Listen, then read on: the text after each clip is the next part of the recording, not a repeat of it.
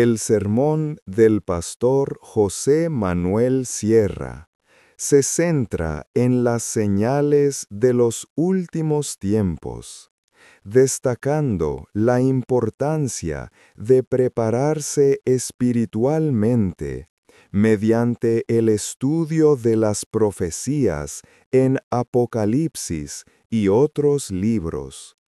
Expresa pesar porque muchas iglesias omiten enseñar sobre Apocalipsis, dejando a los creyentes sin conocimiento de los eventos finales. Exhorta a la congregación a orar por aquellos que una vez siguieron a Dios, pero se apartaron, y subraya que los últimos tiempos estarán llenos de desafíos con el aumento del pecado y la pérdida de valores morales. Afirma que Jesús es el Mesías, quien vino a salvar a los perdidos, y llama al arrepentimiento y a entregar la vida a Él para la salvación.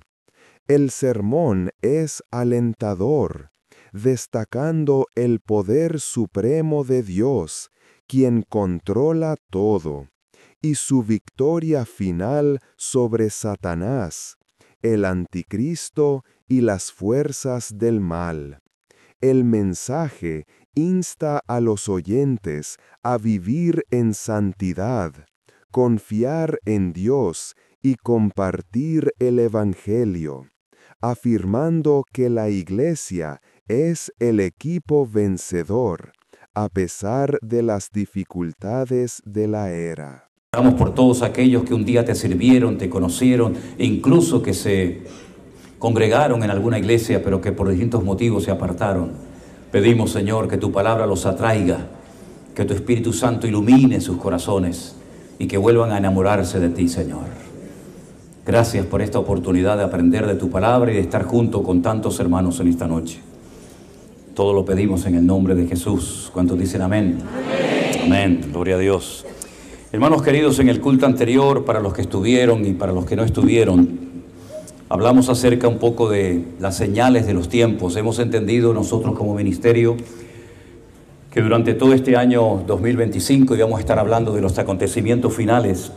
Y es una lástima a veces cuando vas por ahí, viajas y te acercan hermanos y te dicen: hermano, yo llevo toda la vida en una congregación y prácticamente apenas he oído hablar del Apocalipsis, de las profecías. Me acuerdo una vez hace años me invitaron un grupo de pastores en España a dar unos cursos durante unos días en un colegio que habían alquilado sobre escatología bíblica, ¿no? Sobre estos temas. Y yo me quedaba a dormir en la habitación como un pastor de, bueno, no puedo decir muchos detalles, porque como todo esto después lo ven, pues va a decir, está hablando de mí. Entonces, con un pastor. Me quedaba a dormir con un pastor, él en su cama, yo en la mía, evidentemente, ¿no? Hasta ahí podríamos llegar. Hermanos sí, pero cada uno en su sitio. Entonces, me dijo: ¿sabes una cosa, hermano? Yo nunca he hablado en mi iglesia del Apocalipsis. Y le dije: ¿por qué? Dice: porque no tengo ni idea. No sé nada, no sé ni qué decir, ni qué enseñar, ¿no? Y me produjo mucha tristeza, ¿no? Porque es una lástima cuando uno está en una congregación y pasan los años y uno ve todo lo que está pasando y la gente a veces no sabe, ¿no? Nos vamos, nos quedamos, ¿qué hacemos? ¿Cómo nos preparamos? Y por eso el Señor puso en mi corazón que durante todo este año 2025, en todo lugar donde fuéramos, habláramos acerca de los acontecimientos finales. Porque yo creo que es ahora más que nunca cuando hay que hablar de esto, sinceramente. Es ahora más que nunca, ¿no? Yo sé que hubieron generaciones que se prepararon y esperaban al Señor con una ilusión tremenda, pero la cruda realidad es que el Señor no vino en su época. Y todavía la iglesia del Señor sigue estando aquí. Y nosotros tenemos una tremenda responsabilidad, no solamente de mantener el Evangelio, cosa que quieren arrancar de los colegios, de las universidades y de todas partes, sino además de estar preparados, porque los tiempos finales van a ser tiempos peligrosos, dice la Biblia. La palabra que Pablo emplea cuando le dice a Timoteo: escucha esto, debes aprender esto, que los tiempos postreros serán tiempos peligrosos, es la palabra chalepos. La palabra chalepos significa tiempos salvajes, tiempos donde no habrán principios morales ni espirituales, tiempos en los que no habrá respeto de los hijos hacia los padres, tiempos en los que se perderá el respeto hacia las autoridades. ¿Se acuerdan cómo era nuestra época? ¿Se acuerdan cuando tu padre te miraba? Yo todavía lo tengo aquí. Mi padre me miraba y yo le entendía perfectamente. No necesitaba WhatsApp, ni redes sociales, ni Facebook, ni nada. Yo le entendía perfectamente. Él me miraba y no había nada que opinar porque le entendía perfectamente. Sin embargo, hoy en día, los hijos cuando hablan, los padres se callan. Y a veces los hijos interrumpen al abuelo, a la abuela, al padre, a la madre. Y dicen, no, así no es, mamá, así estás equivocada. Es una falta de respeto impresionante, ¿no? Y se ha perdido el principio de autoridad. Y el principio de autoridad es fundamental en una sociedad. Un país que pierde el respeto a sus mayores, un país que pierde el respeto a los ancianos, a los que tienen experiencia, tal vez no tienen la vitalidad y la fuerza del joven, pero tienen la experiencia, ¿verdad? Pues es una lástima, porque se pierden muchísimas bendiciones. Y es una lástima también que en la casa del Señor, en la iglesia, entre los cristianos también se ha perdido muchas veces el respeto, ¿no? Ahora, en el culto anterior hablamos de un personaje que va a ser, digamos, si me permite la expresión, la última bala en la recámara del diablo. El diablo a lo largo de la historia ha cambiado muchas veces su estrategia. El fin siempre es el mismo, destruir, la destrucción del pueblo de Dios, borrar a Dios de la faz de la tierra, arrancar la palabra de los corazones de los pueblos, pero no siempre ha actuado igual. A veces el diablo ha utilizado diferentes sistemas, ha utilizado el arte, la pintura, la literatura y todo lo que se pone a su alcance. Pero todo le ha salido mal, porque la cruda realidad es que la iglesia sigue estando aquí y los hijos de Dios seguimos siendo la sal de la tierra y la luz del mundo. Pero el diablo, que es un ser empecinado, un ser que no termina de reconocer su derrota, su fracaso, lo va a volver a intentar una vez más. Y en esta ocasión la Biblia dice que Satanás va a darle a un personaje que conocemos popularmente con el nombre del anticristo 3 cosas. Dice que le va a dar grande autoridad, le va a dar poder y le va a dar un trono. Es decir, una sede de gobierno, un lugar desde el cual puede gobernar, dictar leyes, prohibir cosas, abolir otras, permitir otras. Porque el diablo sabe que es la última oportunidad que le queda para poder alcanzar sus objetivos. Algunos de ustedes seguramente han recibido la enseñanza de que nosotros no veríamos nada de esto, que la iglesia sería arrebatada antes de la tribulación o antes de los tiempos peligrosos. Pero durante 19 siglos, y no me he equivocado, durante 19 siglos, la iglesia nunca creyó eso. Todos los libros de teología y todos nuestros hermanos en Cristo, durante 19 largos siglos, ellos no creyeron en ningún momento que la iglesia no estaría en tiempos difíciles y peligrosos, sino más bien todo lo contrario.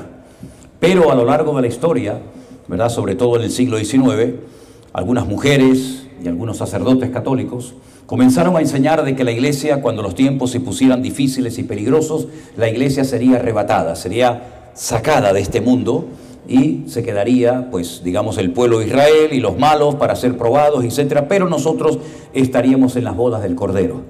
Y el argumento o el texto que generalmente se utilizaba, y yo sé lo que se utilizaba porque yo estuve en esa escuela, yo estuve en esa línea teológica cuando estudié, era que el Señor no ha puesto a su iglesia en la tierra para ira, sino para alcanzar salvación. Y yo estoy 100% de acuerdo con el texto. Pero la pregunta es, ¿a qué tipo de ira se refería el Señor cuando le dice a la iglesia, cuando nos dice a nosotros, que nosotros no estaríamos experimentando la ira? Si ustedes estudian y analizan detenidamente el libro del Apocalipsis, que es un libro extraordinario, ¿verdad?, menciona 3 tipos de ira.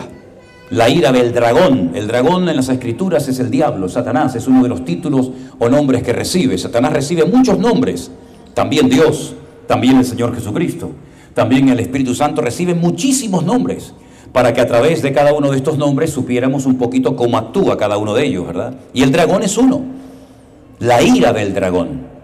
El Apocalipsis también menciona la ira de las naciones y también menciona la ira del Cordero o la ira del Señor Jesucristo. Cuando leemos en la Escritura que el Señor no ha puesto a su iglesia en la tierra para ira, no estamos para ira, ¿a cuál de las 3 iras que acabo de mencionar se refiere el Señor? Evidentemente Dios no está irado con nosotros, aunque no siempre hacemos todas las cosas como deberíamos de hacerlas, pero somos su pueblo, somos redimidos por la sangre de Cristo.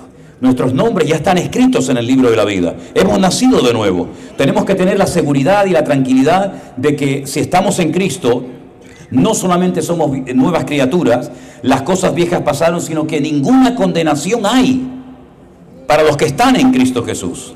Evidentemente no andan conforme a la carne, sino conforme al Espíritu de Dios, ¿verdad? Dios no está enojado con la iglesia, aunque está tratando con la iglesia. El Señor la está limpiando, la está tratando, la está purificando, porque Él viene a buscar una iglesia pues sin mancha y sin arruga. Pero no está airado con nosotros. No, Dios no está enfadado contigo. A lo mejor tú con Él sí, pero Él contigo no está enfadado. Si eres cristiano y tu vida está en orden y en obediencia. Amén, hermanos. Pero el diablo sí está enfadado contigo. Y conmigo ni te cuento. No creo que le caiga muy bien yo al diablo, en absoluto. De haberme tenido en sus garras durante muchos años, haber pasado de las tinieblas a la luz y ahora estar sacándole los clientes al diablo y llevarlos a Cristo, no creo que le haga ninguna gracia, ¿verdad? Y el diablo daría lo que fuera por cortarte la cabeza. Para él serías un premio impresionante, es como esos cazadores que cuando matan a algún animal cuelgan la cabeza o los cuernos, ¿no? en las paredes de su casa. Para el diablo sería un triunfo tremendo ver que he destruido al pastor José Manuel Sierra, ¿no? O he destruido a este o al otro, ¿verdad? Para él sería un premio y se frotaría las manos con un gozo increíble, pero no lo va a conseguir, porque mayor es el que está en nosotros que el que viene contra nosotros. Aleluya, bendito sea Dios, amén. Y no hay que bajar la guardia, ni confiarse en ningún momento, ¿vale? De esa ira no estamos exentos, el diablo, ya digo, nos odia. Y algunas naciones ni te cuento. En el culto anterior acabo de decir que están matando a miles de hermanos nuestros. No sale en la televisión, no se comenta de esto. No hay manifestaciones en Perú, en Colombia, en el mundo. No hay manifestaciones protestando, ¿no? En contra de los hermanos cristianos que están matando, pero es la cruda realidad. En África están matando todos los días a cantidad de hermanos nuestros. Les cortan la cabeza, les queman las iglesias, los secuestran, los violan, en fin, cosas terribles, ¿verdad? Así que no estamos exentos ni de la ira de las naciones. Y si quieren experimentarlo, cójanse un par de Nuevos Testamentos o de Biblia y váyanse, por ejemplo, un día de paseo a Irán. Y pónganse allí en una plaza en Teherán a predicar el Evangelio. A ver lo que te pasa. Y después vienes y nos lo cuentas, ¿te parece? Bueno, no creo que vengas. Creo que te quedarás allí un tiempo de vacaciones, ¿no? O vete a Corea del Norte o vete a cualquier otro país, ¿verdad? Hay persecución en este momento contra nosotros los cristianos, por supuesto que sí. Pero hermanos, gracias al Señor de que el Señor ha prometido estar con nosotros todos los días hasta el fin del mundo. Porque nuestros hermanos necesitan mucho de nuestras oraciones. Pero ellos tienen una fortaleza y una gracia del Señor especial para poder soportar todas esas cosas. Pero el anticristo, o el inicuo, o el hombre de pecado, como también lo llama la palabra de Dios, hará todo lo posible por arrasar a los cristianos, a la iglesia, al cuerpo de Cristo de la faz de la tierra. Y ustedes aquí en Perú juegan un papel fundamental. Se lo dije el otro día a los hermanos en Bogotá.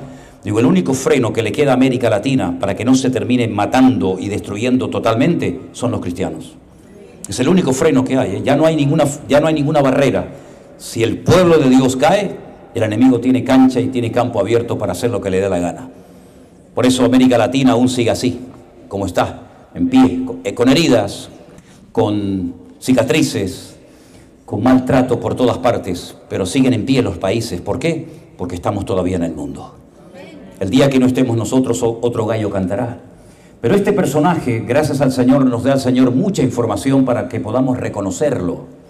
En el culto anterior hablé acerca del valor numérico de su nombre. Todos conocen, ¿no? El famoso 666, ¿verdad? Pero vamos a leer en Apocalipsis capítulo 13 unos versículos que yo estoy seguro que más de uno, perdone si me equivoco, no va a entender, pero voy a dar una explicación que todos ustedes se la van a aprender de memoria, porque ustedes tienen una memoria privilegiada, ¿sí o no? Sí. Hombre, ¿se acuerdan de lo que hicieron los españoles hace 500 años? Si se acuerdan de lo que los españoles hicieron hace 500 años, lo que yo te voy a explicar en 5 minutos no lo vas a olvidar, ¿ok?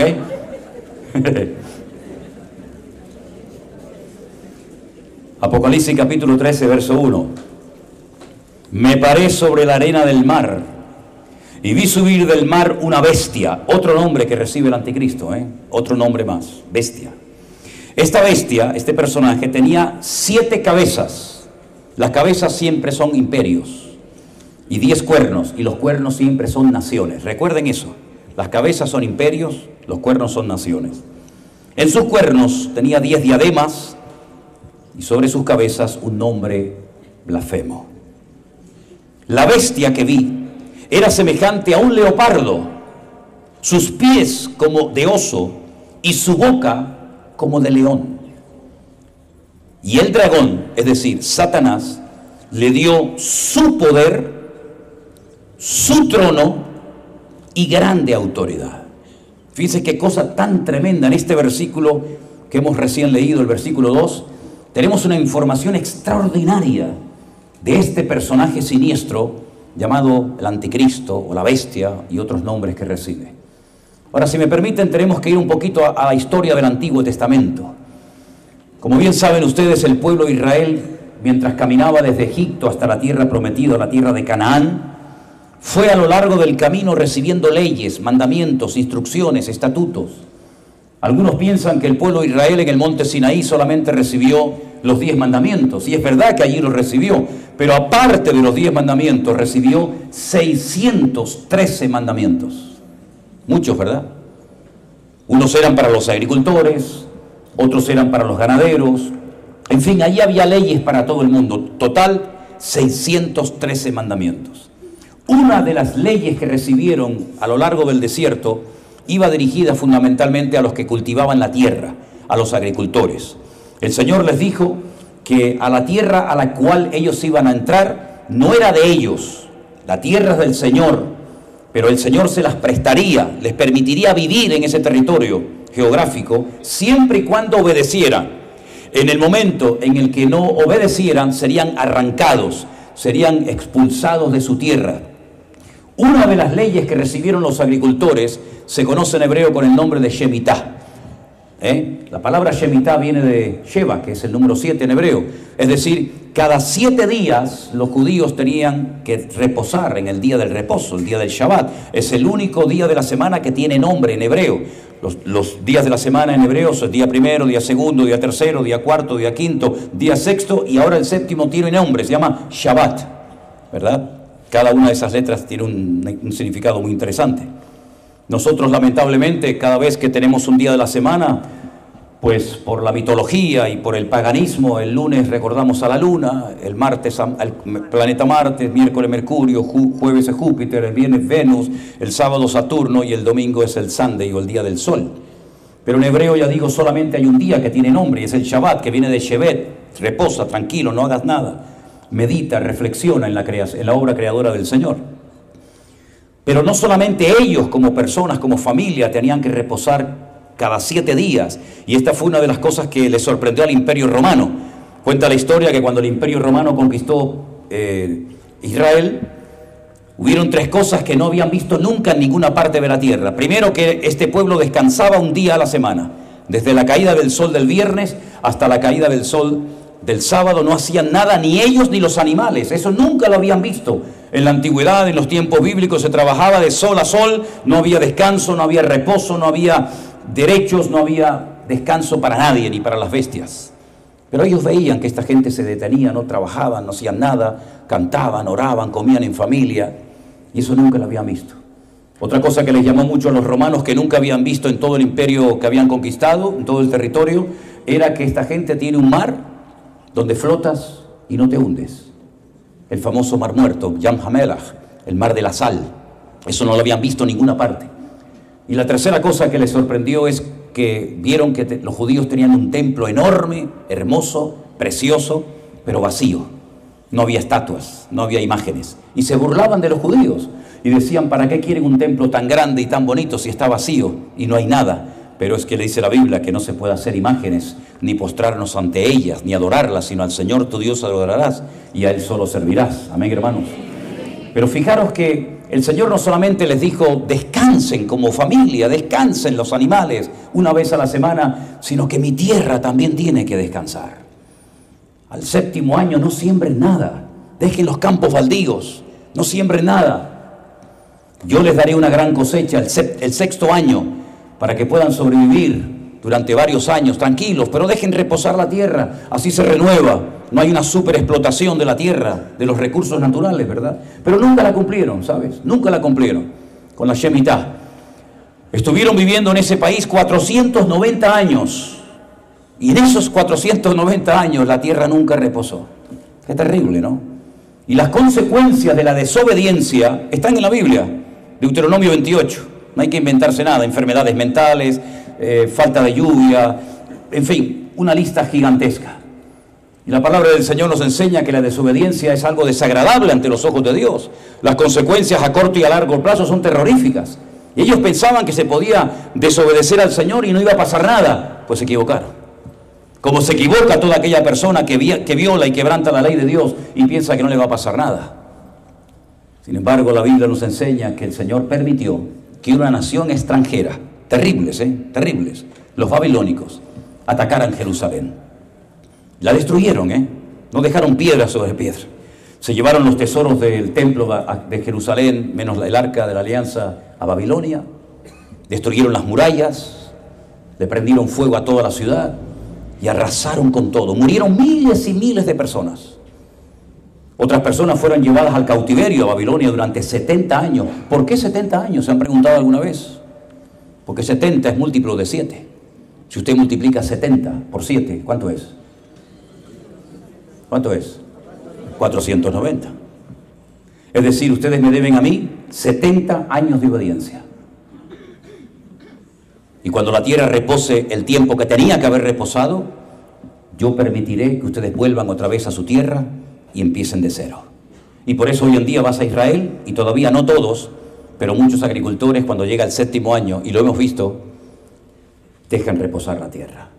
Porque aprendieron la lección de que al Señor hay que obedecerle, incluso en los mandamientos más pequeños o insignificantes desde nuestro punto de vista, y el Señor siempre honra a los obedientes. ¿Cuántos dicen amén? Estando en Babilonia, Daniel tiene un sueño. El sueño lo pueden encontrar en el capítulo 7 de su hermoso libro. Yo llamo a Daniel, al libro de Daniel lo llamo el Apocalipsis del Antiguo Testamento, porque ahí hay profecías para nuestro tiempo, que él las recibía, las escribía, no las entendía, pero el Señor le decía, ciérralas, séllalas, porque esto no es para tu tiempo, no es para tu generación, sino para los tiempos del fin, es decir, para nuestros tiempos. Y en ese sueño, él vio 4 animales diferentes. Dice que vio a un león con alas. Generalmente en los templos masónicos, o en algunos bancos, o en algunos edificios importantes, en muchas ciudades del mundo, a veces aparece un león, pero con alas. Y ese animal representa a Babilonia, por su fiereza y por la velocidad con la que atacaban y destruían a sus enemigos. Y después dice que vio a un oso que estaba apoyado sobre una pata más que de otra, y representa a los medos persas, otro imperio que se levantaría posterior al babilónico. Los persas hoy en día los conocemos como los iraníes, los de Irán son persas, y los medos son los kurdos, que todavía siguen peleando. Hay 40 millones de kurdos en el mundo, la mayoría viven en parte de Turquía, Siria, Irán, Irak, pero no tienen tierra, tienen una cultura milenaria, pero todavía no tienen un territorio, y dudo mucho que lo tengan. Ellos reclaman el Kurdistán como parte de su territorio. Pero ese imperio también caería, y vendría un tercer imperio que seguramente es uno de los más conocidos, el imperio de los griegos, con Alejandro Magno a la cabeza, ¿se acuerdan? Y dice que vio un leopardo con 4 cabezas. Y esto significa que cuando Alejandro Magno murió, su imperio fue dividido en 4, porque él no tuvo descendencia. Por lo tanto, 4 de sus generales, Ptolomeo, Seleuco, Casandro y Silimaco, no les voy a pedir que lo repitan, se dividieron su imperio. Y ahí podríamos estudiar la historia de Antíoco Epifanes, aquel que fue capaz de profanar el lugar santísimo con sangre de cerdo y puso la estatua de Júpiter en la puerta del templo para que lo adoraran, ¿verdad? Algo terrible. Esta historia es la famosa historia de los macabeos. No sé si habéis leído alguna vez Primera y Segunda de Macabeo. No tenemos esos libros en la Biblia, no porque los evangélicos o los protestantes, como se nos llamaba, hemos quitado 7 libros de la Biblia, y por eso los católicos tienen una Biblia con 7 libros más y la nuestra tiene 7 libros menos. No es que nosotros le quitamos, no, es al revés. Es al revés. En el siglo XVI, en el Concilio de Trento, los católicos le metieron 7 libros más a la Biblia, como por ejemplo Primera y Segunda de Macabeos, Tobías, Sabiduría, Baruch, etcétera, etcétera, ¿verdad? Y esa historia de los Macabeos es la historia de unos jóvenes, ¿verdad?, que todos murieron como mártires y que se les conoce como Macabeos porque viene de la palabra Macab. La palabra Macab significa martillo, el que golpea. ¿Han oído hablar de Maccabi de Tel Aviv, estos que son futbolistas y son de baloncesto? Pues ellos se rebelaron contra el imperio de los griegos, que habían profanado el templo y lo volvieron a santificar para el culto a Dios. Pero termina el Antiguo Testamento y cuando entramos a leer las páginas del Nuevo Testamento nos encontramos con otro imperio y nos encontramos a Poncio Pilato, nos encontramos a los Césares de Roma, a los centuriones, porque es el imperio romano. Ahora bien, ese león que representa a Babilonia, ese oso que representa a los medos persas, ese leopardo de 4 cabezas que representa a los griegos, y esa bestia indescriptible, terrible, que le llamó mucho la atención a Daniel, que representa a Roma, ahora Juan en la isla de Patmos los vuelve a mencionar. ¿Y por qué emplea los mismos animales que vio Daniel en la visión? Por la sencilla razón de que la interpretación es exactamente la misma. Dios nos puede hablar a través de números, a través de colores, a través de personas. Antaño también hablaba a través de las estrellas, pero ahora nos habla a través de animales. Y cuando usted entiende la interpretación de esos animales en el libro de Daniel capítulo 7, usted puede trasladar ese conocimiento a Apocalipsis capítulo 13, y entonces usted podría leer perfectamente, sin miedo a equivocarse, el versículo 2 de la siguiente manera. Presten atención. La bestia que vi, el hombre que vi, el personaje que vi, era semejante a un leopardo. ¿Quién era el leopardo? ¿Qué representaba el leopardo? A los griegos. Es decir, este hombre se parecerá a los griegos. Ahora hablaremos un poco. Sus pies, es decir, la forma como se movía, la forma como actuaba, era como la de un persa, porque el león, el oso, representa a los medos persas. Pero cuando abría la boca, hablaba como un babilónico, como un león. Es decir, que estos animales representan imperios que en el pasado tuvieron algo que ver directamente con el pueblo de Dios, con el pueblo de Israel. Por lo tanto, Juan utiliza esos animales para describir la naturaleza y la esencia de este hombre. Si ven, es una mezcla de todas las características de los imperios que nos han precedido.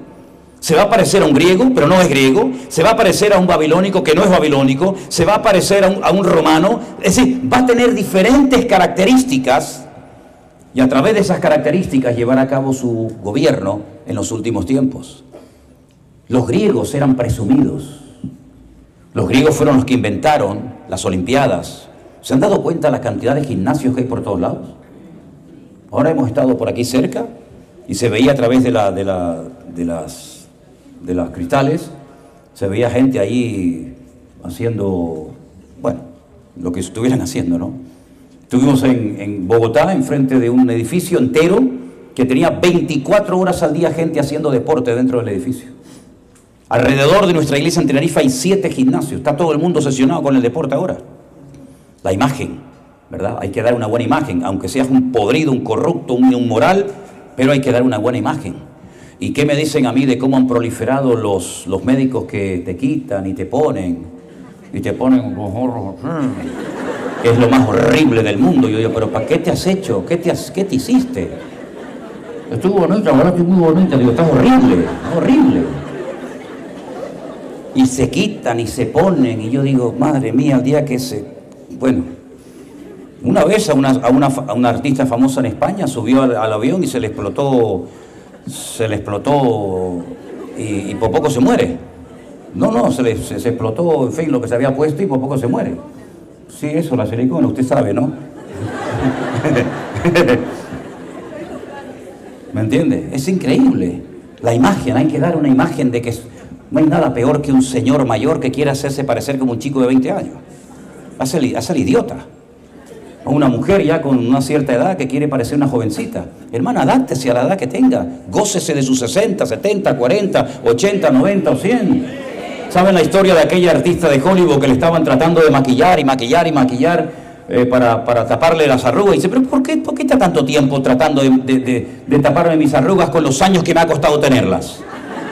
Déjenlas ahí, hombre, que esto no lo tiene cualquiera. Tremendo, ¿no?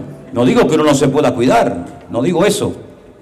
Pero los griegos eran personas hedonistas, se daban culto al cuerpo, pero luego eran unos degenerados, ¿eh? Usted ve, por ejemplo, las pinturas, usted ve las cosas que hacían los griegos y eran depravados, hacían de todo, hermano. Una promiscuidad sexual brutal, pero eso sí, eran muy religiosos. Porque Pablo, cuando los visitó en Atenas y visitó el Areópago, dijo, observo que soy gente muy religiosa, hasta vi un altar al Dios no conocido. Fueron los inventores de las Olimpiadas, de la democracia y todas estas historias, pero eran corruptos, eran personas que solamente vivían de la apariencia. Y dice la Biblia que el anticristo será una persona que le dará mucha importancia a la apariencia. Pero antes que se me olvide, Daniel dice que del amor de las mujeres no hará caso. ¿Y cómo se interpreta eso? Bueno, puede tener varias interpretaciones, ¿no? Puede ser a lo mejor así de un barrio que está enfrente, que usan una bandera de 7 colores, puede ser, ¿no? Del amor de las mujeres no hará caso. Y del Dios de sus padres no honrará al Dios de sus padres. Probablemente sus padres fueron creyentes. Pero dice, preferirá adorar, y dice en el arameo, Alá Maozín, el Dios de la guerra. Ay, amigo, cómo está creciendo el Islam por todas las naciones de la tierra, ¿eh? En Europa tenemos millones y millones por todas partes. Ellos dijeron, conquistaremos el mundo con el vientre de nuestras mujeres. Aquí otra vez veo lo que se ve en Europa, un señor, una chica paseando con 2 o 3 perros y después no quiere tener hijos, pero tiene 3 o 4 perros. ¿Qué te parece? Se ha puesto de moda, ¿no? El perrito, el gatito, esto y aquello. Mientras la gente está con las estupideces esas, los musulmanes están teniendo 4, 5, 8, 9, 10, 12, 20. Porque ellos han tomado en serio, entre comillas, la evangelización del mundo y convertir el mundo en un lugar para adorar a su falso profeta y para adorar a Alá, que no es nuestro Dios, ¿eh? No es nuestro Dios, ¿eh? No somos el mismo Dios, no, mentira. Mi Dios tiene un hijo que se llama Jesús, el tuyo no tiene ningún hijo. Así que, mis queridos hermanos, lo interesante de todo esto es que este hombre tendrá esas características. Por eso quiere que lo adoren. Dice que se sentará en el templo de Dios haciéndose pasar por Dios. Y le hace la guerra a toda religión. De hecho, vamos a ver después que el falso profeta, que vamos a ver cómo es y dónde vive y dónde está, la Biblia dice que al final se vuelve contra él porque no va a permitir que adoren a nadie más que solamente a él. También dice la Biblia que se parecerá a un oso. ¿Y quién eran los osos? El oso, los persas, los iraníes, los inventores del ajedrez, los que son capaces de estar 25 años preparando una guerra. Y cuando piensas que ya se han olvidado y bajas la guardia es cuando te atacan. Así eran los persas, ¿verdad? Personas que tienen una forma de hablar muy bonita. ¿Han visto los gatitos persas? Mi mujer tuvo 15 años un gato persa. A mala hora tuvo el bicho ese. Durante 15 años sufrí de ataques de asma terribles. Terribles. Me asfixiaba, entraba a casa y no sé por qué. En la calle estaba bien, entraba a mi casa y me asfixiaba. Me daban ganas de ir a vivir con una tienda de campaña al monte. Un día le dije a Elena, oye, creo que el Señor me ha sanado, Elena. ¿Por? Digo, ya no tengo asma. Respiro bien. Y me dice, no, es que se murió Luna. Luna se llamaba el bicho. Digo, es que, dice, claro, tú seguramente eres alérgico al pelo del gato. Digo, si yo me hubiera enterado que el dichoso gato este que estaba todo el día así, que a mí me odiaba, a mí no me podía ni ver, yo tampoco a ella, ¿eh? Pasaba por al lado y me hacía... Era terrible, un día se me tiró, después te cuento la historia si me acuerdo. Pues, si yo me llego a enterar que el bicho este me tenía a mí asfixiado 15 años, lo tiro por la ventana. Pero yo pensé que el Señor me había sanado. Parió unos gatitos, la verdad que preciosos, muy bonitos. Pero resulta que un día yo llegué solo a casa, no había nadie, y cuando entré había mucho viento y la puerta hizo ¡bum!, un golpe fuerte. La gata estaba allí en una caja con los gatitos y se asustó, pensó que yo era el coco, yo no sé qué pensó que yo que era, y entonces el gato, oye, se transformó, se endemonió el bicho, ¿eh? Se puso las orejas así para atrás, le cambió así la cara y yo lo vi, yo me bueno, tengo que morderme la lengua porque capaz que meto la pata, ¿no? Y me asustó tanto y entonces se me tiró, menos mal que llevaba pantalón largo, imagina, se me enganchó al pie y no se soltaba, tú. Y yo hacía así, y yo empecé a gritar, ¡Elena! ¡Elena! Gritando, y al final se soltó, pero cogió carrerilla y venía a mí, le metí una patada que el gato hizo, salió volando. Me tuve que encerrar en el baño, llamé a Elena, a los bomberos, a la policía local, llamé a todo el mundo. Terrible, terrible. Pero era hermosa, era un gato precioso, era una cosa preciosa. Pero era un demonio. Los persas son así. Son gente que aparentemente parece muy amables, muy cariñosos. Y así va a aparecer el anticristo. Pero cuando habla, dice que hablaba como un león, una arrogancia, como una soberbia. Esto es lo que se viene en el futuro, hermano. Ustedes saben que los políticos tienen la habilidad de decirte una cosa ahora, la gente se la cree y mañana te hace todo lo contrario. Imagínense que estos no son el anticristo, aunque se parecen a algunos, ¿verdad? Pero imagínate cuando venga el verdadero. Cuando venga el verdadero, vamos a ver una atmósfera tan cargada en la ciudad que tú dices, pero si mi país no era así. Si aquí vivíamos tan bien y nos decíamos buenos días, buenas tardes, le dábamos el asiento a la señora mayor, le aguantábamos la puerta y ahora todo el mundo se ha vuelto agresivo. ¿Qué es lo que ha pasado, hermanos? Bueno, es que Cristo cambia las vidas, pero el diablo también. El diablo cambia a la gente. Así como una persona que era un demonio y ahora es una persona espiritual y que ama al Señor y respetuosa, el diablo también cambia a la gente. Y vamos a ver cómo la sociedad cambia. Y cómo la juventud pues pierde todos los valores que para nosotros fueron fundamentales. Y vamos a ver un cambio en el ambiente y en la atmósfera espiritual, porque Satanás sabe que le queda poco tiempo. Y dice que a este hombre le da pues poder económico, poder militar, poder espiritual. Le da un trono, es decir, una sede de gobierno, y le da autoridad. Es impresionante. Ya mira, en el corazón de Europa, en Bélgica concretamente, gracias al Señor tenemos una iglesia allí, en Bruselas. En el corazón de Europa hay un ordenador gigante, una computadora gigante que la conocen con el nombre de la bestia. Allí están los nombres de todos los 300 y pico millones de europeos, dónde viven, qué comen, dónde entran, dónde salen, absolutamente todo. Estamos viviendo en una era de un control absoluto. Ese teléfono que usted lleva encima le está todo el rato viendo y escuchando, hermana. Y si no, diga usted cualquier tontería y va a ver que al rato le llegan un montón de noticias, información de algo que comentó. A mí me pasó una vez cuando hablé yo no he hecho ayuno intermitente porque me parece algo ridículo. ¿Haces o no haces como intermitente? Ahora sí, ahora no, ahora cómo, no cómo. Pero un día hablé del tema del ayuno intermitente y al rato me empezó a llegar información a mi teléfono del ayuno intermitente. Y es que nos están todo el rato escuchando y viendo. Y la televisión que usted tiene en casa, usted la ve, ¿verdad? Y también están viendo a usted. Estamos totalmente controlados, todo el día. Eso de intimidad, eso ya pasó a la historia. Pero viene más control todavía. Hasta el punto, como dije en el culto anterior, que una de las cosas que el diablo hará en los últimos tiempos es controlar la economía mundial. Aunque Perú y Latinoamérica no salgan en la Biblia, pero lo que pase allí le va a afectar también a ustedes. Porque de allí viene lo bueno y lo malo. Y llegará un momento que dice la Biblia que tratará de controlar a las naciones de la tierra, pues, por el dinero. Porque la Biblia dice que el amor al dinero es la raíz de todos los males. Y el dinero de papel va a desaparecer. Ya está desapareciendo en muchas naciones que no quieren ni siquiera cobrarle en efectivo. Las tarjetas de crédito pasarán a la historia y muchísimas personas en el planeta Tierra serán marcados como animales, porque es un sistema muy práctico, pero es un sistema de control total y absoluto. Ahora, la palabra de Dios nos da un dato muy interesante, y es el desarrollo de lo que va a ir ocurriendo paso a paso. El libro del Apocalipsis comienza diciéndonos, después del mensaje a las 7 iglesias, que hay un rollo. En aquellos tiempos no había libros, hasta que no se inventó la imprenta con Gutenberg, no había libros, eran rollos, eran pergaminos. Y dice que Juan vio a una persona que tenía un rollo, un pergamino, pero con 7 sellos, 7 precintos, lacrados, ¿no?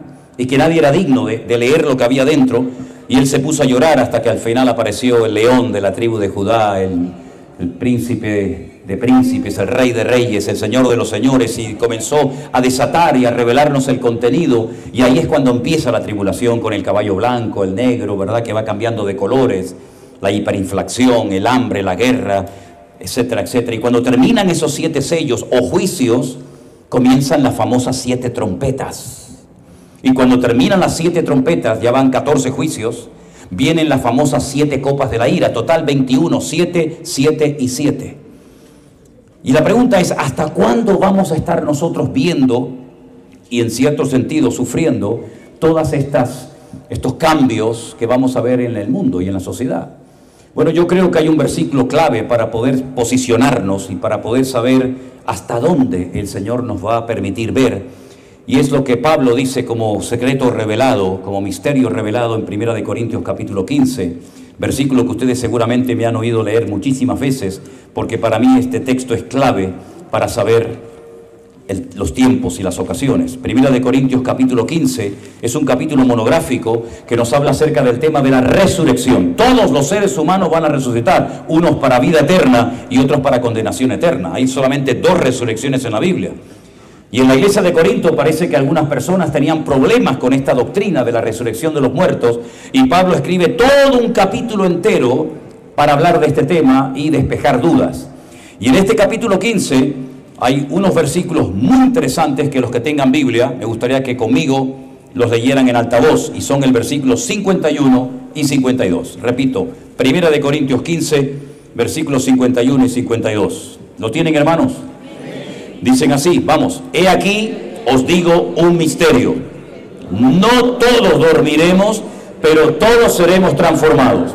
En un momento y en un abrir y cerrar de ojos, a la final trompeta.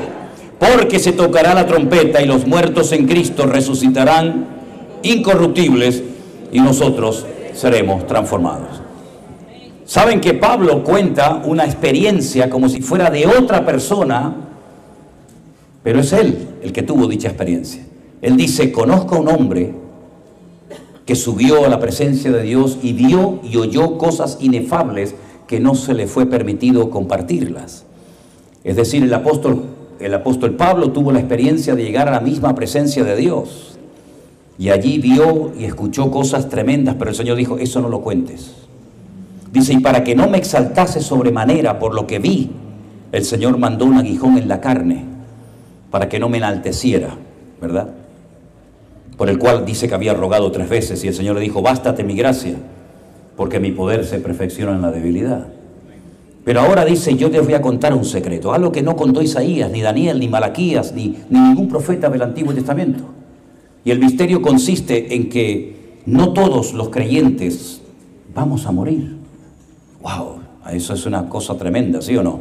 ¿A usted le hace gracia que le tiren 500 kilos de tierra encima? A mí ninguna, ¿eh? Entonces yo digo: bueno, ojalá yo forme parte de este grupo, Señor. No todos dormiremos, pero todos seremos transformados, así como la metamorfosis que se produce de un gusano a una mariposa.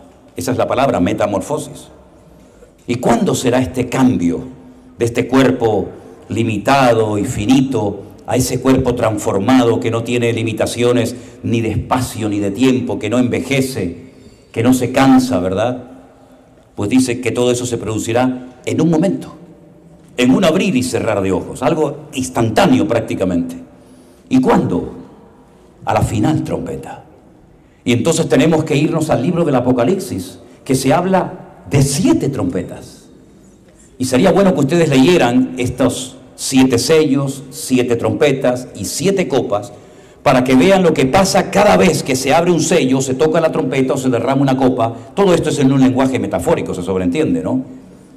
Pues la cuestión está en que a la 7ª trompeta los muertos en Cristo resucitarán incorruptibles y nosotros seremos transformados. ¿Por qué Pablo dice y nosotros? Porque él pensaba que el Señor vendría en su generación, pero no vino. Es decir, que todavía el Señor no ha venido. Por lo tanto, esta profecía, estas palabras, este secreto revelado aún no se ha cumplido. Pero entonces quiere decir que es verdad que las cosas se van a poner terriblemente mal, pero leyendo esto se me llena el corazón de esperanza, porque la Biblia dice que el Señor viene, nos dará un cuerpo glorificado a todos y a cada uno de nosotros, y estaremos por siempre en la presencia del Señor por la eternidad. ¿Cuántos dicen amén? Esa es la bendita esperanza del creyente. ¡Aleluya! La bendita esperanza del creyente. La muerte no es el fin, la muerte es el inicio de una vida diferente, una dimensión totalmente diferente, donde ya no envejeceremos, ni nos criticaremos, ni nos haremos la guerra, ni nos cansaremos, ni nada por el estilo, sino que seremos como el Señor, como en un principio era. Adán en un principio fue creado como un ser perfecto. ¿Cuántos dicen amén? Perfecto. Oye, qué maravilla tener Eva un marido perfecto, ¿eh? Y qué maravilla tener a Adán una mujer perfecta. Era una maravilla. Pero esa maravilla duró poco. Porque dice la Biblia que Eva mantuvo una conversación con Satanás. Satanás le dio a entender de que Dios les había mentido y que era mejor lo que él les ofrecía que lo que su Dios y Creador les ofrecía. Pecó y comenzó a sufrir dolores, comenzó a tener menstruaciones. Adán comenzó a secarse, comenzó a perder humedad, comenzó a sudar y se convirtió de la noche a la mañana en décimas de segundo de un ser inmortal a un ser mortal. Claro, él no entendía lo que era el concepto muerte, porque el Señor le dijo: el día que pecares morirás. El día que pecares te convertirás en un ser mortal. Cuando él pecó y su esposa también, no murieron instantáneamente. Y esa es la falsa confianza y seguridad que le proporciona al diablo al que peca. ¿Ves? No te ha pasado nada. Has engañado a tu mujer, nadie lo ha visto, nadie se ha enterado. ¿Te has muerto? ¿A qué no? ¿Te das cuenta? La paga del pecado es la muerte. Eso es mentira. ¿Qué te dijo Dios? El día que pecares morirás. ¿Has muerto? No. ¿Tú, Eva? No. ¿Te das cuenta? Y dijeron: es verdad. Ellos no entendieron el concepto muerte hasta que vieron a su hijo en un charco de sangre. Y lo tocaron y dijeron: ¿pero qué le pasa a nuestro hijo? ¿Por qué no se mueve? ¿Por qué no respira? ¿Qué le pasa? Su hermano lo había matado, pero ellos nunca habían visto un asesinato. Ellos nunca habían visto un cadáver. Y ahí entendieron que hay dos tipos de muerte. Una muerte instantánea, la desconexión de la vida eterna que Dios nos ha dado, que es la muerte espiritual, que no se ve pero es real, y la muerte física, que sí se ve en las consecuencias en el momento. Y por eso dice el apóstol Pablo: Él os dio vida a vosotros cuando estabais muertos en vuestros delitos y pecados. Porque no solamente de muerte se muere, no solamente uno muere físicamente, sino que espiritualmente la desconexión de nuestro espíritu de la presencia de Dios. Y por eso Él vino para darnos vida otra vez, vida en abundancia, para establecer otra vez el puente de comunicación. Por eso Él se autodefine como el camino, un camino que es pues un espacio que me lleva de un punto a otro punto. Yo soy el camino, yo te llevo de aquí a la presencia del Padre. Yo soy el único mediador, yo soy el único nombre bajo el cielo dado a los hombres por medio del cual poder ser salvo. No hay otra posibilidad de ser salvos. Claro, las consecuencias fueron terribles. Y claro, ¿cómo le pudo poner nombre a los animales, a Adán, a los peces, si no podía nadar? Porque probablemente Adán podía estar horas debajo del agua si quisiera, porque era un ser perfecto. Y no lo puedo demostrar con la Biblia, es una opinión simplemente personal, pero creo que probablemente capaz hasta que con el pensamiento Adán se trasladaba y volaba de un lugar a otro, sin ningún problema. Como hacía el Señor, que estaba en Jerusalén y a los 5 minutos estaba en Emaús. O desaparecía y aparecía en una habitación con las puertas y las ventanas cerradas y decían: ¿pero por dónde ha entrado? Con un cuerpo glorificado, el espacio y el tiempo desaparecen. Estamos en una dimensión diferente. Y eso es lo que el Señor promete para su pueblo. Volver otra vez a lo que tendría que ser normal. Esta vida que llevamos no es lo normal, ¿eh? No es lo normal, esto no es normal. El que la gente se muera no es normal. El que haya enfermedades no es normal. Dios no creó el mundo así. Dios creó un mundo perfecto, sin muerte, sin contaminación. Qué curioso que el día que Adán y Eva pecaron, dice que oí tu voz y me escondí porque tuve miedo. ¿Y por qué tuviste miedo? Dice: porque estoy desnudo. ¿O siempre has estado desnudo? Siempre has estado desnudo. Yo no te creí, no te creé con vestiduras. Y ahora te da vergüenza. Ahora has descubierto que estás desnudo. Llevas años viviendo desnudo. Es decir, lo que le dijo Adán al Señor es: me he quedado sin argumentos. Eso significa estar desnudo. Me quedé sin argumentos. ¿Qué excusa te voy a dar? Entonces, cuando el Señor Jesucristo venga, a nosotros los creyentes, los que estemos vivos, nos lleva directamente a su presencia. Ya sé que alguno que dirá: pero esto es una locura, esto es una cosa... Sí, ya lo sé, es que el Evangelio para los que se pierden es locura, pero para nosotros es poder de Dios y es salvación. Claro, Esa es nuestra bendita esperanza. Bendito sea Dios. Que iremos a la presencia del Señor y veremos a Abraham, a Isaac, a Moisés, al mismo Señor Jesucristo. ¿Saben lo que le dije a mi padre el día que lo despedí? Hasta pronto, papá. Tú te adelantaste. Pero volveremos a estar con nuestros seres queridos. Claro, lógicamente no en una relación como la de hoy en día. Pero esa es la bendita esperanza que tenemos los creyentes. Tenemos esperanza aquí en esta tierra y tenemos esperanza para la otra vida. Porque la Biblia habla de una resurrección, pero una resurrección de una persona que murió hace 1000 años. ¿Cómo va a resucitar? Bueno, hermanos, hay ejemplos en la Biblia de personas que resucitaron. El más difícil e imposible, sin lugar a dudas, fue Lázaro. La materia se convierte en líquido al 4.º día. Y según la tradición del judaísmo, el alma sale a los 3 días del cuerpo, por lo tanto ya no hay ninguna esperanza. Pero el Señor le dijo a Marta y a María: el que cree en mí, aunque esté muerto, vivirá, porque yo soy la resurrección y la vida. Y resucitó a Lázaro después de 4 días de estar muerto. Increíble. Y Lázaro, a pesar de que estaba muerto, oyó la voz del maestro. Miren, yo estuve en la tumba de Lázaro, ¿saben? Yo me metí dentro de la tumba de Lázaro y bajé abajo, hay como una escalera así de piedra, de caracol, que bajas, y le dije a los hermanos fuera: griten mi nombre con todo pulmón, a toda fuerza. Y yo no oía nada, no se oía nada. Pero Lázaro oyó la voz del maestro.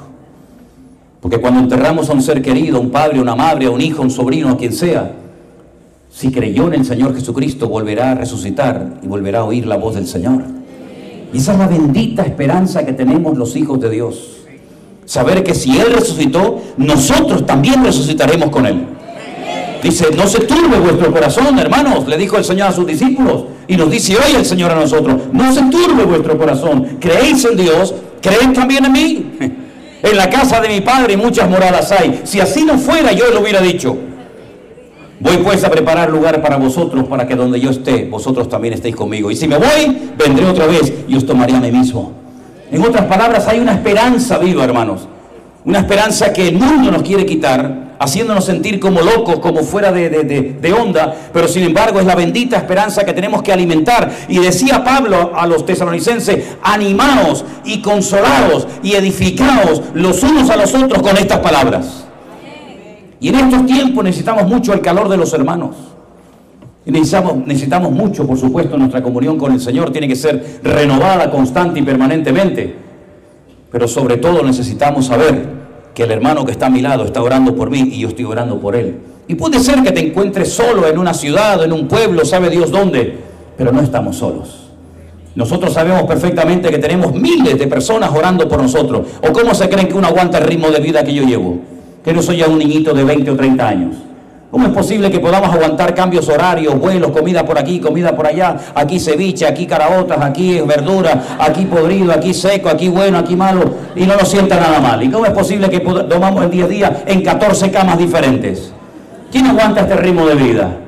Pues solamente aquellos que tienen las espaldas cubiertas por el amor y el calor de los hermanos con sus oraciones. Eso dice la Biblia: orar los unos por los otros. No hay otra explicación, hermano.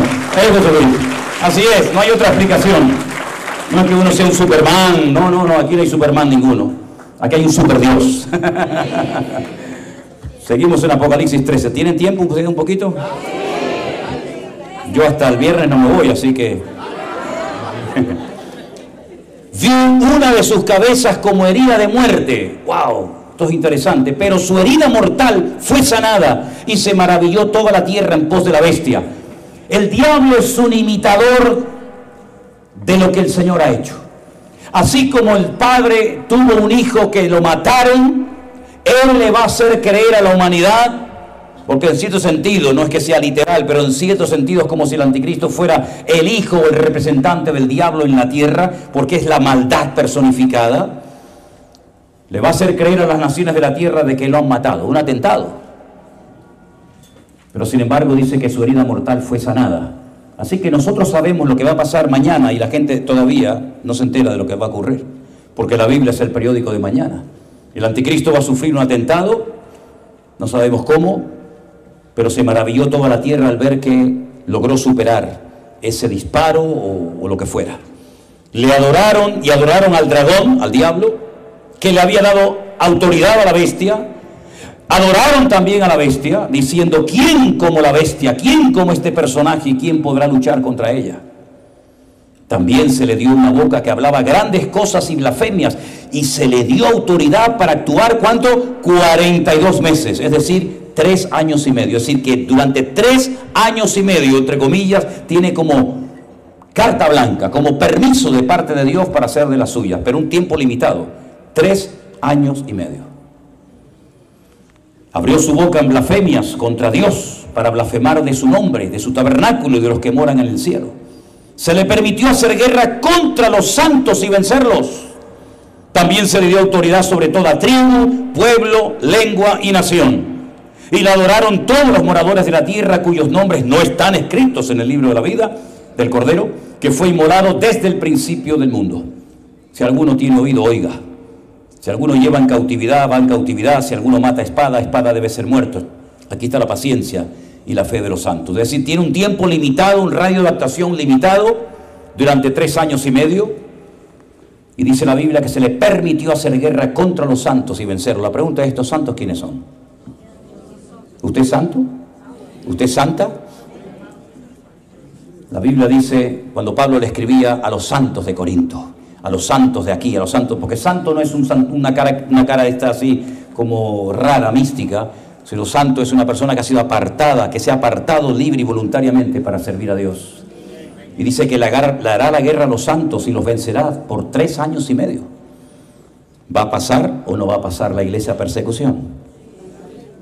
Porque si no le gusta esto, dice, no, estos santos son los judíos. O es o no es. Aquí estamos a las buenas y a las maduras. Aquí estamos a todas. Y el creyente tiene que saber que en cualquier momento, por ser creyente, te pueden matar, ¿eh? Y si te predican un evangelio diferente, yo no tengo culpa. Pero hay hermanos nuestros que por ser creyentes han perdido su puesto de trabajo. Y hay jóvenes que los han expulsado de escuelas por decir simplemente que son cristianos evangélicos. Y está pasando, ¿eh? No es una cosa que nos tiene que sorprender. Como decía el apóstol Pedro, no os sorprendáis del fuego de prueba que os ha sobrevenido, como si alguna cosa extraña estuviera aconteciendo. Gozaos y alegraos, porque vuestro galardón es grande en los cielos. Porque también así persiguieron a los profetas que fueron antes de vosotros. Por lo tanto, la persecución para el creyente es una medalla. No es una de vergüenza, no es una deshonra, sino al contrario, es un honor poder padecer por la causa del Evangelio y por la causa de Cristo. Pero en este mismo capítulo se habla de otro personaje que no tiene nada que ver con este líder político, y es el que aparece en el versículo 11. Después vi otra bestia, otra, diferente, que subía de la tierra y tenía 2 cuernos semejantes a los de un cordero, pero hablaba como un dragón. Las apariencias engañan, mis queridos hermanos, ¿sabían eso? ¿Verdad? Parece un cordero, pero cuando abre la boca es un dragón, porque la Biblia dice que de la abundancia del corazón habla la boca. Ejerce toda la autoridad de la primera bestia en presencia de ella y hace que la tierra y los moradores de ella adoren a la primera bestia, cuya herida mortal fue sanada. También hace grandes señales, de tal manera que aún hace descender fuego del cielo a la tierra delante de los hombres. Y engaña a los moradores de la tierra con las señales que se le ha permitido hacer en presencia de la bestia, mandando a los moradores de la tierra que le hagan imagen a la bestia, que tiene la herida de espada, y vivió. Y se le permitió infundir aliento a la imagen y de la bestia, para que la imagen hablase e hiciese matar al que no la adorase. Y aquí, por supuesto, la inteligencia artificial va a jugar un papel fundamental en los últimos tiempos. Ya estamos comenzando a vislumbrar el poder en lo bueno y en lo malo que puede tener todo esto. Y hacía, escuchen bien, que a todos, pequeños, grandes, ricos, pobres, libres y esclavos, se les pusiese una marca en la mano derecha o en la frente, y que ninguno pueda comprar ni vender, sino el que tiene o tuviese la marca o el nombre de la bestia o el número de su nombre. Dice, aquí hay sabiduría. El que tiene entendimiento cuente el número de la bestia, pues el número de hombre y su número es 666. Ya lo dijimos en el culto anterior, que el idioma hebreo y griego es alfanumérico. Cada letra tiene un valor numérico.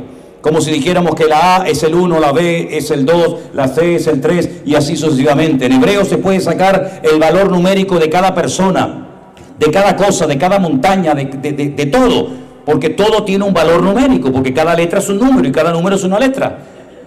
Y lo que recibe por revelación Juan en esta ocasión es el número, el valor numérico del nombre de este personaje. No sabemos cómo se va a llamar, pero sí sabemos cuando saquemos el valor numérico de su nombre, que su nombre tiene que sumar 666. Y entonces ya sabes que ese personaje es aparte de la cantidad de detalles que nos da la Biblia, como los que hemos leído, del león, del oso, etcétera, etcétera, y otros muchos más que aparecen en el Antiguo Testamento.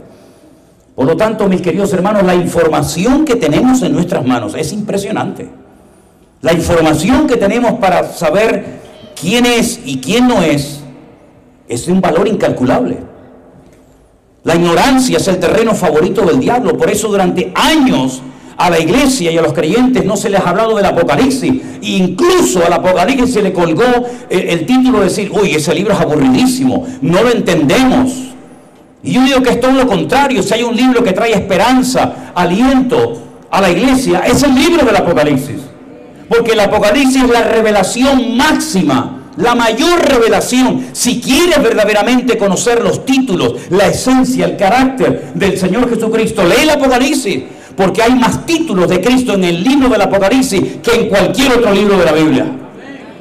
Y miren quién lo está escribiendo, El libro del Apocalipsis, ¿quién lo escribió, hermanos? Juan. ¿Y Juan quién era? El discípulo amado. De los 12 discípulos que Cristo tuvo, el hombre que más cerca vivió del corazón del Señor Jesucristo, sin lugar a dudas fue Juan. Miren, fíjense qué cerca vivió del corazón del Señor. Qué comunión, qué intimidad tenía este hombre con el Señor, que cuando el Señor en la última cena dice, aquí sentado en esta mesa, hay uno de vosotros que me va a entregar. ¿Se acuerdan de ese tema? Todos absolutamente, menos Juan, hicieron la misma pregunta al Señor. ¿Seré yo, Señor? Pedro le preguntó al Señor, ¿te refieres a mí? Bartolomé, Felipe, Mateo le preguntaron al Señor, ¿seré yo? Sin embargo, Juan hizo una pregunta completamente diferente. Juan no preguntó, ¿seré yo? Juan preguntó, ¿quién es? Fíjate la seguridad que él tenía de saber que yo no te voy a entregar, Señor. Es como si yo digo, en esta noche hay alguien aquí que ha robado un celular. Y todos empiezan, ¿seré yo? Hombre, si tú lo has robado. Pero si tú no lo has robado, dice, ¿a quién se le está refiriendo el pastor? No sé de qué está hablando este hombre. Esa fue la pregunta que le hizo Juan al Señor. ¿Quién es, Señor? Y fue el único que entendió lo que pasaba en aquel momento. El Señor le dijo, ¿quieres saber quién es?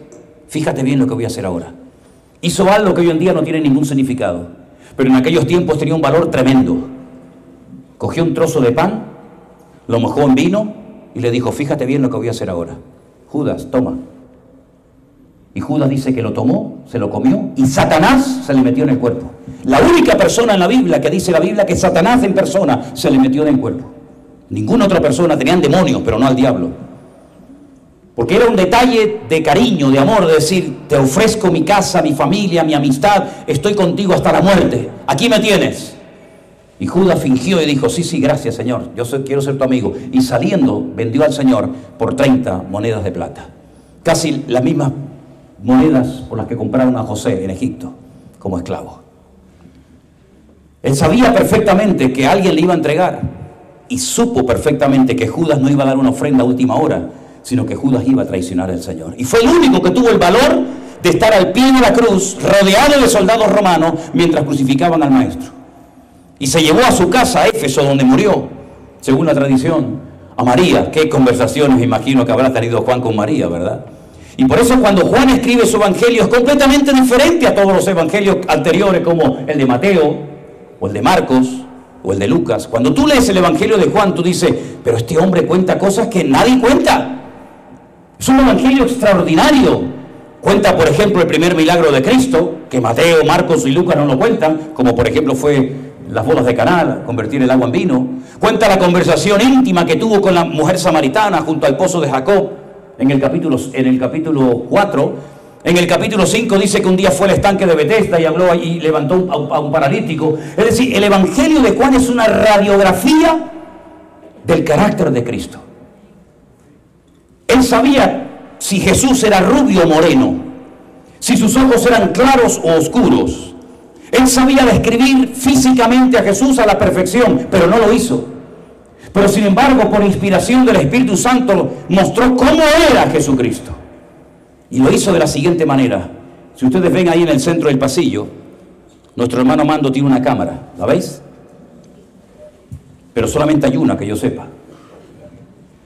Pero si en esta noche colocáramos, en vez de una sola, 7 cámaras, y pusiéramos una allí, otra allá, otra detrás, por ejemplo, una arriba, en diferentes ángulos, cuando terminara la reunión y visualizáramos las 7 grabaciones, ¿cuál de ellas grabó la verdad?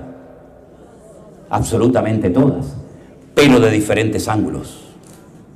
Eso es lo que hace Juan. Juan dice, voy a presentar a Jesús de 7 formas diferentes. ¿Ustedes son capaces de aprenderse 7 números de memoria? ¿Seguro? ¿Lo intentamos? 2, 4, 5, 6, 6, 9, 11. Otra vez. Apréndete esto de memoria. Capítulo 2. Jesús convierte el agua en vino. El Señor de la calidad. Nadie se le ocurre poner el buen vino al final, sino al principio. Y cuando ya están todos medio tal y cual, servimos el malo. Tú lo has hecho al revés. Tú has guardado el mejor vino para el final. Es el Señor de la calidad. En el capítulo 4, alguien viene a pedirle oración al Señor por alguien que tiene enfermo, y el Señor lanza la palabra, y la palabra viaja en el espacio, y la palabra llega y sana a una persona. Y Él demuestra con ese milagro que el Señor no está limitado por el espacio, sino que Él llega al lugar antes que la persona. En el capítulo 5 le pregunta a un paralítico en Betesda, ¿cuánto tiempo hace que estás ahí? Y le dijo, 38 años. Y le dice, levántate, toma tu lecho y anda. Y lo que no hicieron 38 años de larga espera, lo hizo el Señor en décimas de segundo, porque Él se ríe del tiempo, y el Señor está por encima del tiempo. En el capítulo 6 le dicen, Señor, no hay comida. Él le dice, dadle vosotros de comer, y multiplica los panes y los peces, demostrando que Él es el Señor de la cantidad. Y en el capítulo 6 lo ven caminar por encima de las aguas. Es decir, Él no es controlado por la creación, sino que Él domina la creación. En el capítulo 9 le dicen, ¿quién pecó, este o sus padres, para que haya nacido ciego? Y el Señor dice, ni este ni sus padres, sino que este nació ciego para que la gloria de Dios hoy se manifieste en él. Por lo tanto, está por encima de lo que el mundo llama la mala suerte o la desdicha humana. Y en el capítulo 11 el Señor se presenta como la resurrección y la vida, y le dice, Lázaro, sal fuera. Es decir, que en el capítulo 2, 4, 5, 6, 6, 9, 11, Él hace un panorama, un barrido de las características de la persona del Señor Jesucristo. ¿Lo conocía o no lo conocía?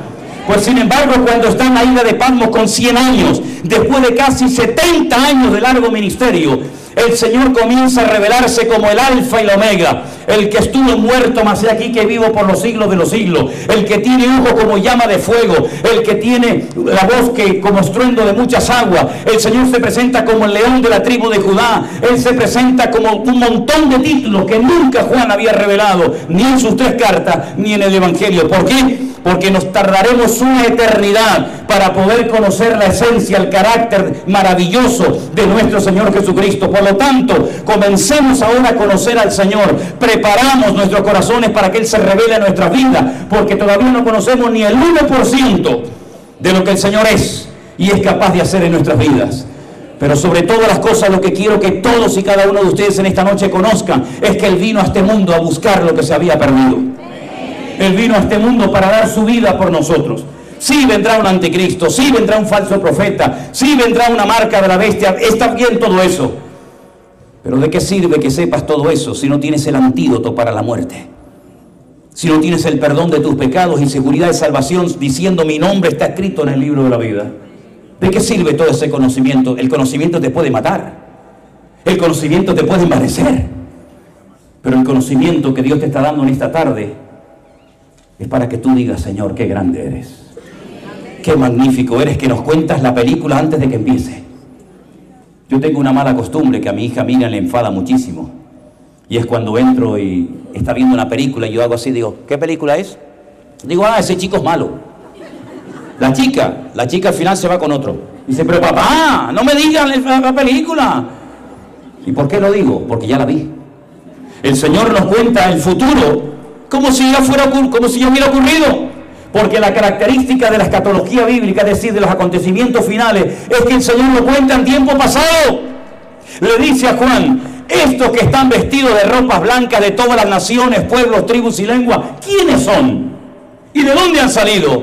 Y Juan lloraba y decía, yo no sé, Señor, yo no sé quién es esta gente, esta multitud, no sé quiénes son. Y le dice el Señor, estos son los que han salido de la gran tribulación y no contaminaron sus vestiduras, sino que se han mantenido santos para el Señor. Y aún no habían nacido. No existía ninguno de ellos. Y le dice, estos son los que ya salieron de la tribulación. Es decir, lo que para nosotros es futuro, para el Señor ya es pasado. En otras palabras, mis queridos hermanos, qué maravilloso es cuando el Señor nos abre la cortina y nos permite ver más allá. Y vemos que el diablo es vencido, arrojado al lago de fuego él con todos sus demonios, el falso profeta, el anticristo y todos los que le adoraron y sirvieron, pero nosotros reinaremos por los siglos de los siglos con el Rey de Reyes y el Señor de los Señores. Fuertes aplausos a nuestro Dios. ¡Aleluya! ¡Y a su nombre! ¡Y a su nombre!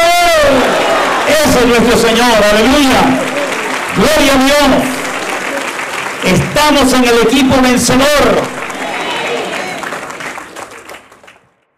Ni una palmadita en la espalda, ni una carta, no necesito de nada, solamente te necesito a ti, Señor. Solamente te necesito a ti. Y estando tú conmigo, todo lo demás me sobra. Porque yo sé, Señor, en quién he creído.